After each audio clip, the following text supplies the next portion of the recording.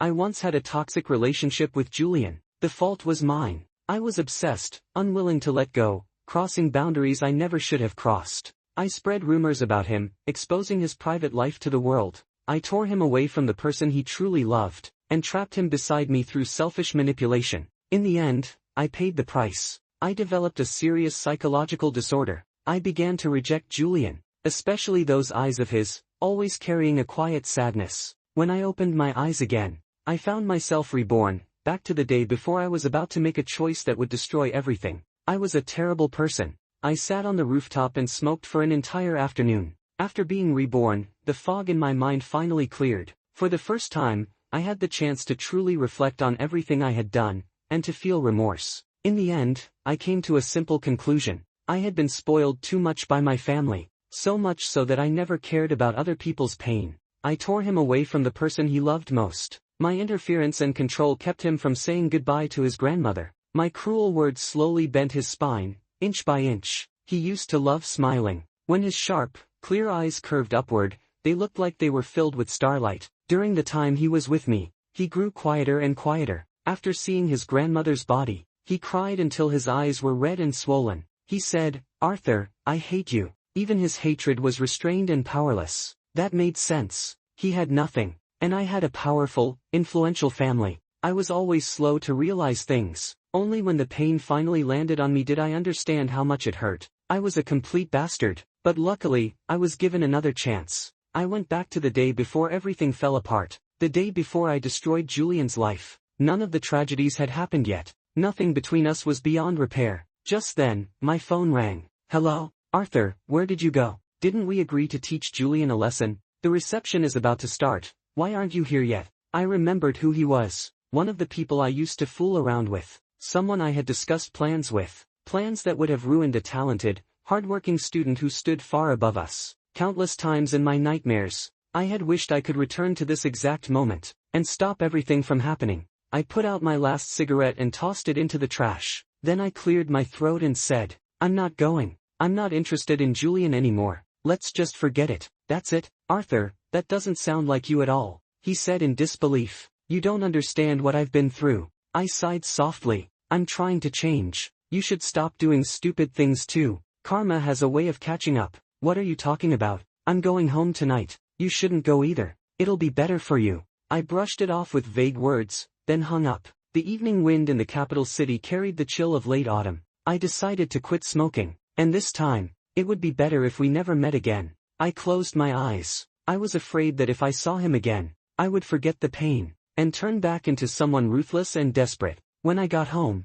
my brother was sitting in the living room, reading the newspaper. He pushed up his glasses when he saw me. "Well, this is rare. What mess did you get into this time?" The refined-looking man spoke like a venomous snake. Exhausted, I collapsed onto the sofa. After a moment, I said, "Brother, after I graduate, I want to go work with Grandpa." Marcus fell silent. Then he took out his phone and called someone right in front of me. "Dad, your son has lost his mind." I was the second child in the family. My older brother was named Marcus. He was capable and dependable, so my parents never demanded much from me. Instead, they spoiled me too much, to the point where I never understood my limits. My parents were one of the rare couples in our circle, who married for love. They truly cared for each other. It made me believe that marriage always looked like that. Turns out, I was naive. I rolled my eyes and leaned back on the couch. Then another message came in from that same group. "Guess what? Julian didn't show up either. It's strange. He was on the guest list, said this morning he'd come, but suddenly disappeared tonight." When I read that line, my heart skipped. A terrifying possibility surfaced in my mind. What if Julian had been reborn too? I didn't know whether this was a good thing or a bad one. If Julian had not been reborn, then in this lifetime, I would no longer be an obstacle in his path. He would live his life without any pain caused by me, peacefully and quietly until the end. But if the Julian I might face now was one who carried all the wounds of the past, then what could I possibly do to atone for what I had done? I lay on my bed, staring at the ceiling, unable to fall asleep for a long time. My parents told me to take 3 days to think things through. My grandfather had always liked me. He often said I was talented and mentioned more than once that he wanted me to work with him. Back then, I disliked that environment. But now, if I trained until exhaustion every day, maybe I wouldn't have the energy left to lose control again. Before that, Should I see Julian one last time? After a moment, I picked up my phone. The very first time I met Julian, I was attracted to his looks and added him through a mix of pressure and persuasion.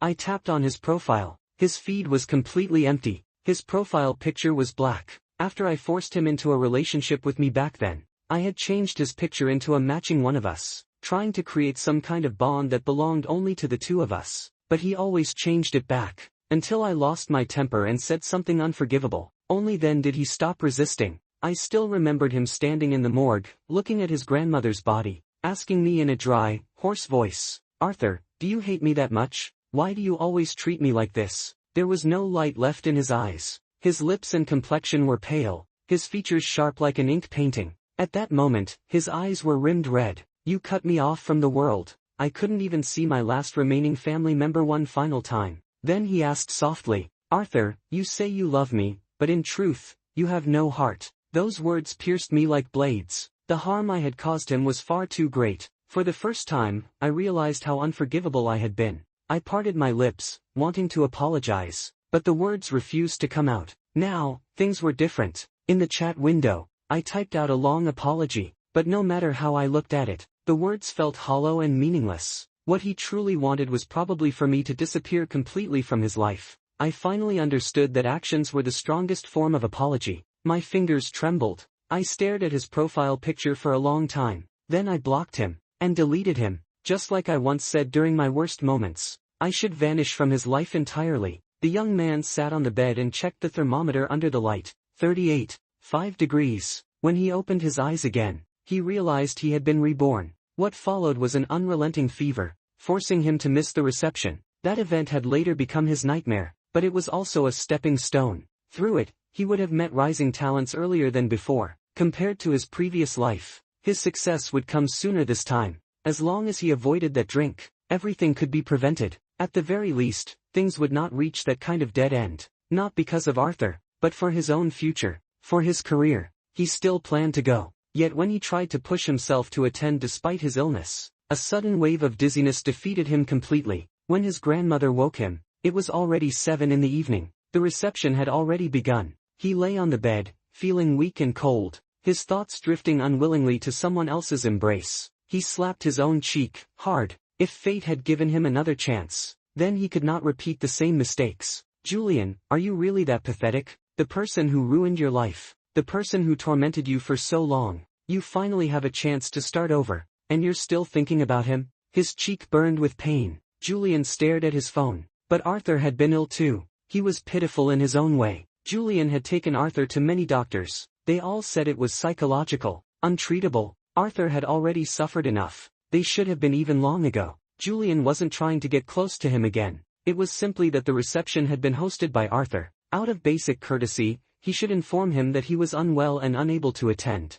That was all. Courtesy. He opened the familiar chat window. At this point in time, he and Arthur were not close. Arthur's profile picture was a cute puppy, not a matching image. For some reason, it felt oddly irritating. After hesitating for a moment, he typed, "Hello Arthur. I came down with a high fever today. I fainted while getting ready to attend, and when I woke up, the reception had already started. It seems to be a cold, so I had to miss the event. I'm very sorry." He edited the message again and again. Finally satisfied, he pressed send. What appeared on the screen was a large red exclamation mark. I turned off my phone and took a deep breath. In my previous life, I once thought of myself as a mad dog, that unless I died, no one would ever be able to take Julian away from me. But after truly dying once, I finally understood everything. My own life was already a complete mess. I had no right to drag someone else down with me. Julian had already shown me more mercy than I deserved. In the days that followed,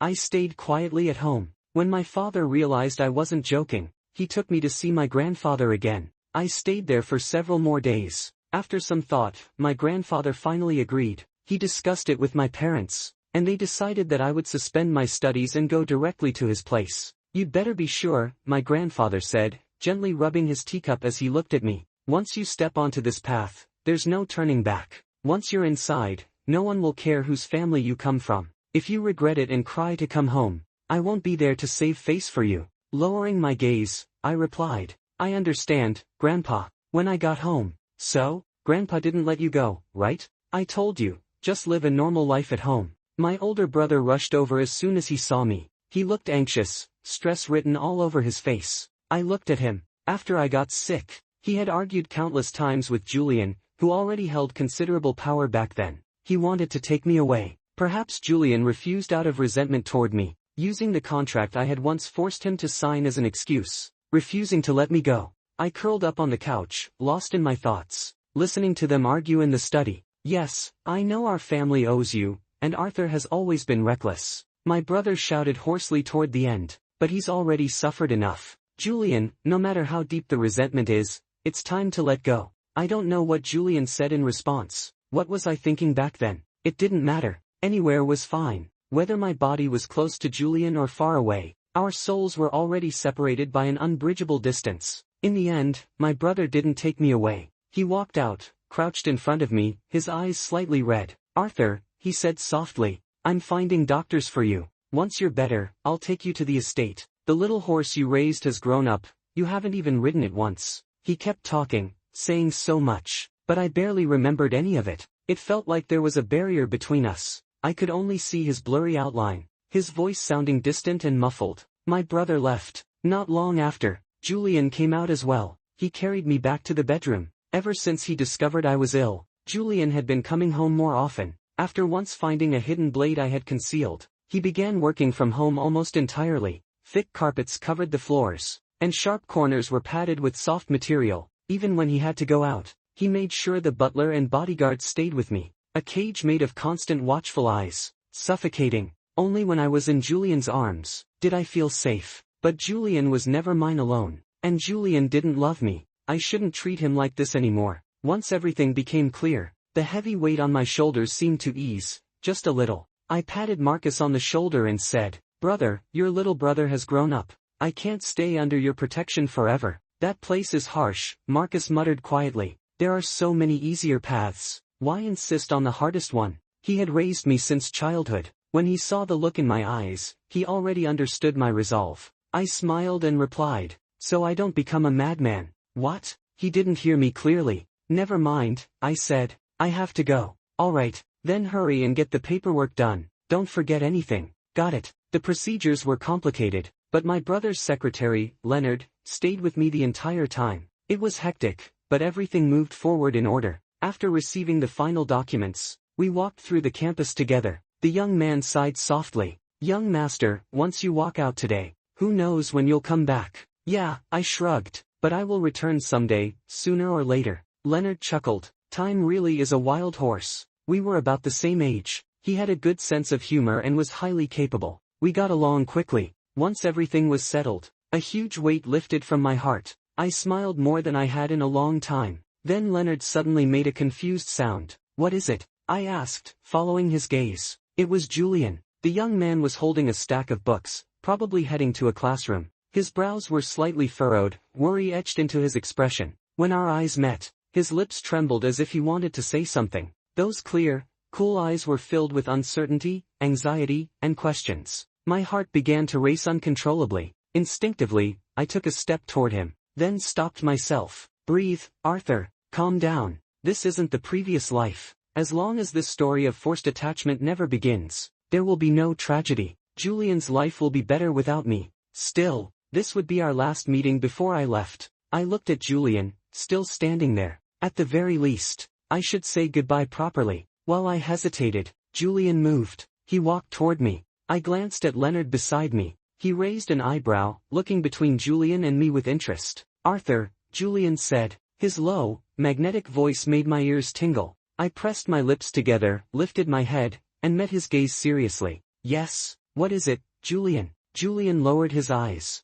his thick lashes fluttering like a butterfly about to take flight. He said, I had a fever last time, so I couldn't make it to your event. So that's what it was. Did that mean he hadn't gone through the same thing as I had? That made sense. If he had, why would he come looking for me at all? He would probably want to stay as far away as possible. I said, it's fine. It was just a small thing. You don't need to worry about it. Julian hesitated, then added, I wanted to message you, but it seems like you removed me. I couldn't add you back. Maybe it's better not to add me again. The corner of my mouth stiffened. The more gentle and considerate he was, the more disgusted I felt with myself. The version of me from the past who had acted like a madman. Oh, really? I replied awkwardly. Maybe my brother touched my phone and deleted you by accident. I hadn't expected Julian to ask, so I had no real excuse, only this clumsy explanation. A soft chuckle came from beside me. Leonard couldn't hold it in. I shot him a discreet glare. He shrugged and made a motion of zipping his lips. And this is? Julian asked, finally noticing Leonard.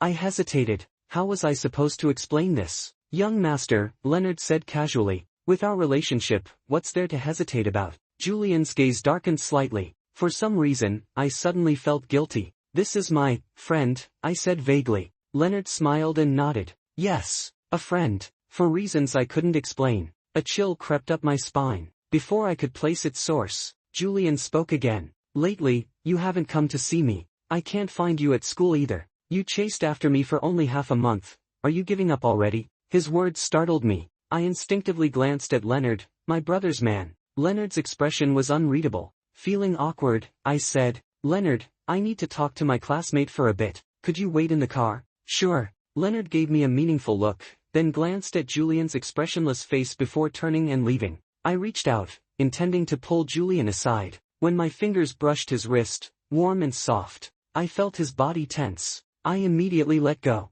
Come with me. No better time than now. I was leaving anyway, and Julian clearly hadn't gone through the same thing. It would be better to say everything openly. Julian had always been gentle, soft-hearted, and shy. An apology should be enough. So we walked. Compared to the successful version of him I remembered, this Julian looked younger, more unfamiliar. After a short distance, I stopped. Under his calm, gentle gaze, I said, I'm sorry. I lost my head before and kept bothering you. You don't need to worry anymore. I have someone I care about now. I won't disturb you again. And tomorrow, I'm leaving with him to study somewhere else. As I spoke, I took the card I'd been carrying and pressed it into his hand, turning my face away. Use this for now. Don't feel awkward about it. Just think of it as a loan. Pay me back after things get better. Silence. A heavy, suffocating silence. The wind passed between us. I noticed his fingers tremble slightly. You like someone else? Julian's face was expressionless. His voice was calm,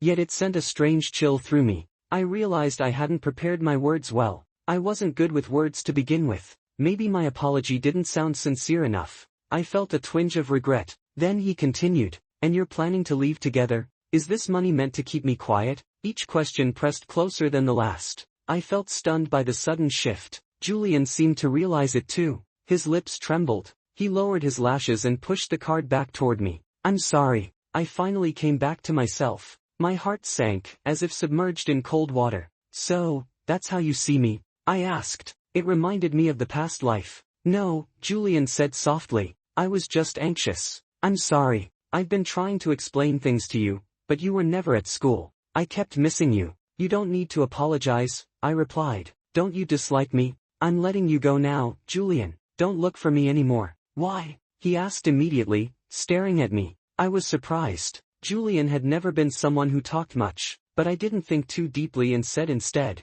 do you like me, Julian? I stepped closer with a deliberately cold smile. Would you really like someone who tried to force you to stay? Someone with terrible methods and an awful personality? Just moments ago, he had been pressing me. Now, every step I took forward, he stepped back. Pain and struggle flickered across his face. I sighed. This was enough. After all, he was straight, and he had someone he had loved since childhood. I shouldn't push him anymore. I patted his shoulder. That's enough. I've thought it through. Don't make things harder for yourself. Let's leave it at that. I turned to leave, but he caught the corner of my sleeve. Give me some time, okay? His voice was strained, barely holding together. I didn't answer. 3 days. Just 3 days, he pleaded. Add me back first. I'll give you an answer, please. In 3 days, I probably wouldn't even be here anymore. But looking at Julian's face, I couldn't bring myself to refuse. All right, I said. Julian finally smiled. How long had it been since I'd seen him smile? I watched him walk away, lost in thought. See, if I hadn't forced anything, how easily he could be happy. Still watching, Leonard appeared beside me at some point, smiling faintly. Do you always walk without making a sound? I said helplessly. You were just too absorbed, Leonard teased. You like him. He seems to like you too. Why reject him? You wouldn't understand. I sighed deeply. That's just how he is. He's kind to everyone. Leonard crossed his arms. With my eye for people, he doesn't look that soft-hearted. Then your judgment is off. I rolled my eyes. No one knew Julian better than I did. Leonard smiled without agreeing or disagreeing, perhaps because I had seen Julian again. I dreamed of him that night. Before, everything had felt distant, but after waking up to this second chance, the memories of the past life became unexpectedly clear, for reasons I still couldn't explain. Julian had noticed my condition very early on. He wouldn't let me hurt myself. Instead, he would hold me tightly, as if taking my pain upon himself.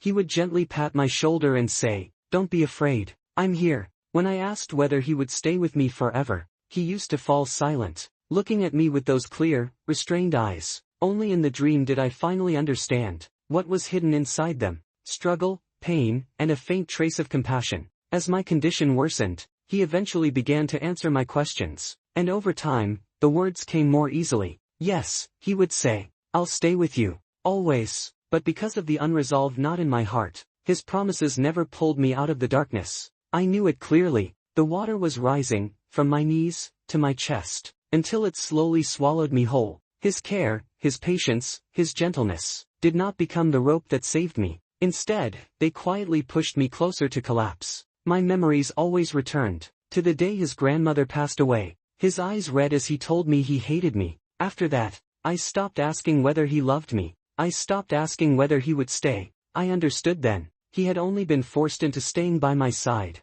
I had made our relationship public. He had accepted my help, and he was someone with a strong sense of responsibility. As long as I was alive, he would remain bound to me. A straight man, trapped beside someone deeply unwell. It was humiliating and unfair. Julian noticed the change in me. Later, he began offering gentle reassurances on his own, staying with me tirelessly, taking me to see doctor after doctor. He grew thinner and thinner. Once, I woke suddenly in the night, and found him holding me tightly. Only then did I realize how frail he had become. His life's tragedy had been caused by me. I held him back and closed my eyes. The water still rose over my head. I could no longer struggle. I woke before dawn. My belongings had already been packed and sent to my grandfather's place. We were leaving at 10 in the morning. Once I went to stay with my grandfather, I would be gone for 5 years. Perhaps Julian and I would never meet again. I would remain in the western lands, filled with sand and wind, and even if we did meet again,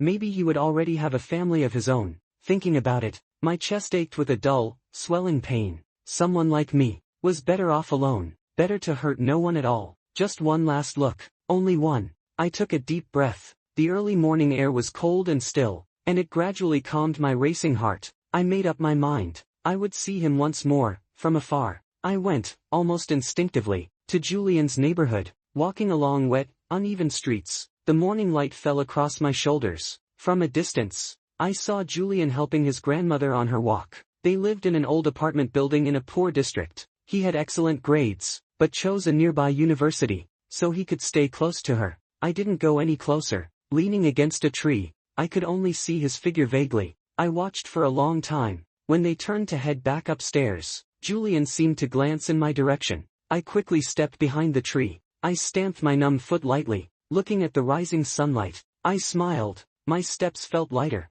All right, time to leave. I thought that would be our final meeting. When I returned home, my parents and brother were already eating. My brother raised an eyebrow when he saw me. "Oh, I thought you'd panic and run." "I'm not that weak," I replied. My mother kept worrying aloud, reminding me to call often. My father said, "Once you go this time, you won't be able to come back just because we ask. If you've decided, you need to endure it." "I know," I said. After breakfast, my brother drove me. The car didn't start right away. I knew he had something to ask. After a moment, he tapped the steering wheel. "Did you ask my assistant to keep an eye on Julian?" I nodded honestly. "You like him?" he asked. I did. "Not anymore. Not anymore." Under his sharp gaze, I corrected myself. "I can't like him. We can't be together." He paused. "What's the obstacle? Your parents and I are open-minded people. I even checked his file. Good character, hardworking, reliable, decent-looking too. Only slightly less handsome than your brother." I sighed. "He's straight." My brother nodded in realization. "Well, then yeah, that wouldn't be right." He rubbed his chin. "So going to grandfather's place, was that because of him?" I nodded, then shook my head. "Yes, but not entirely," I said, looking out the window. "I've stayed in this family too long. I became arrogant, self-centered, thinking money and power could solve everything. I need to stand on real ground, not look down from the clouds and interfere in other people's lives. He was silent for a long time. Then he ruffled my hair and laughed softly. Looks like you really grew up. Go without worry. I'll have my assistant look after Julian the way you asked. Thank you, brother, I said. After this second chance, my fate had changed, and so had Julian's. He would no longer be burdened with rumors. His grandmother would live a peaceful life. The person he loved would have a future. As for me, my road lay far away, but for the first time, it felt steady beneath my feet. That afternoon, Julian discovered something unexpected.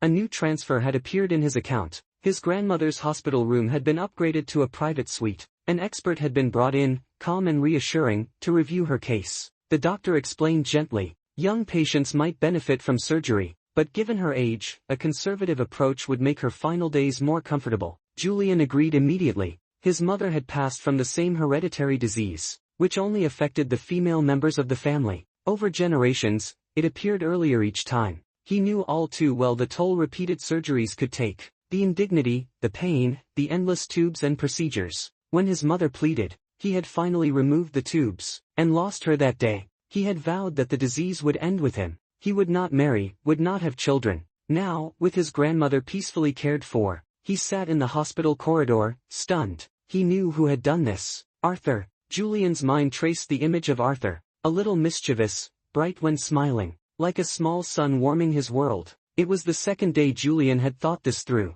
The answer had always been in the last life. Since Arthur had fallen ill, he had always stayed nearby, checking on him, adjusting blankets, keeping him safe. Julian closed his eyes and inhaled deeply. The antiseptic smell of the hospital filled his lungs. Those who knew the story might have thought it fate or karma, advising Julian to leave Arthur's side, but he did not. He took Arthur to numerous doctors, though they all said it was a mental burden, one that could not be cured. The once unruly, carefree young man sat quietly, as if the doctor's words belonged to another world. Julian began losing sleep. At night, he would watch Arthur sleep, feeling the weight of his past anger and regrets. He had resented Arthur once, for forcing him into situations he did not want, for bringing chaos into his life. But seeing how Arthur had cared for his grandmother, and how he had quietly supported Julian, Julian realized he had nothing to hate. He understood. Arthur's suffering had been real, and his own suffering equally valid. He would gladly bear a fraction of Arthur's pain.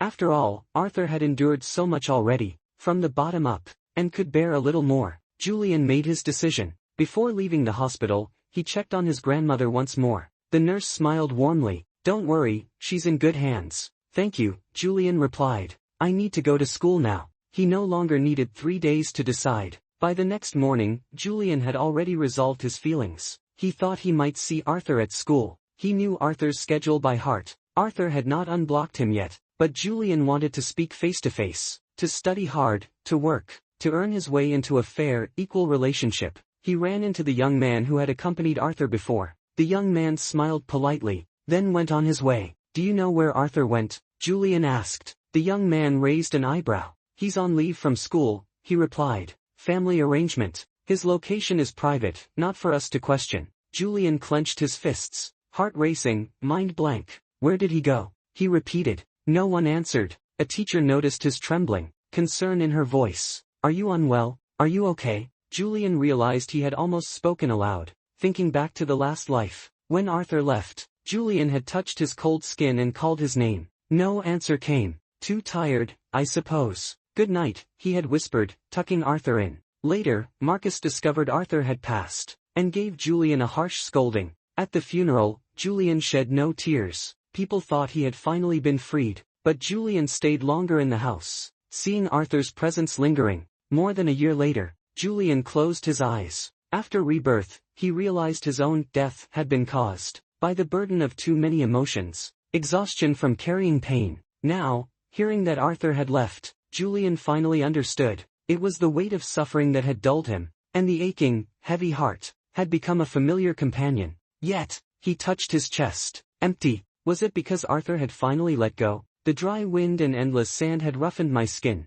Years of careful grooming had been replaced by a practical short haircut. My features had lost their softness, becoming sharper, more resolute. Daily training and duties left no room to dwell on complicated feelings. This was my 4th year here. My parents and brother had thought I wouldn't last long, but not only did I persist, I excelled. My grandfather was pleased and extended my stay, 10 years in total. By the time I would leave, Julian might already have children calling me uncle. A sense of melancholy settled over me. A car approached. Out stepped my commanding officer, and a familiar face. I froze. The officer patted my shoulder. Your family is here. I've arranged duty coverage. Take him, sit with him for a while. I sat face to face with Julian. I lowered my eyes, feeling awkward. Neither of us spoke at first. I heard his steady, slightly heavy breathing. When I finally looked up, I saw his eyes rimmed red. You've lost weight, he said. I had to beg for a long time to be allowed to come. His voice caught in his throat.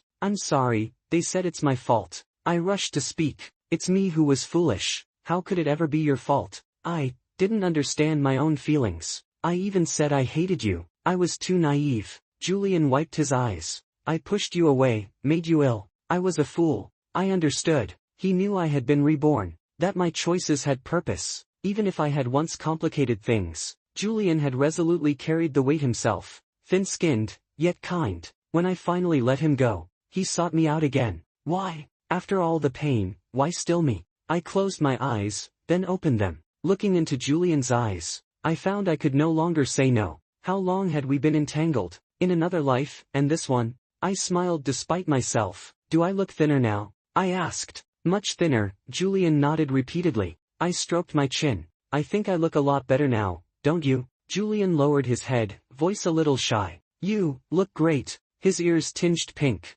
So cute. This life had no misunderstandings. I watched him carefully take my hand. I did not pull away. He offered it freely, and he was so pure. Would anyone else take advantage of him? Not this time. This time, I would protect him. For life. This story is not really about rebirth. And it's not just a story of regret. At its core, this novel is about control, guilt, and learning when to let go. What the author does exceptionally well is refusing to romanticize toxic love. Arthur is not written as a misunderstood savior. He is clearly shown as the one who crossed boundaries, used power and privilege, and mistook possession for love. The strongest part of this story is Arthur's self-awareness after rebirth. Instead of chasing redemption through sacrifice or drama, he chooses distance. He understands that sometimes, the most sincere apology is removing yourself from someone's life. Julian, on the other hand, is portrayed with quiet strength. He is gentle, restrained, and deeply responsible, to the point that responsibility becomes a burden.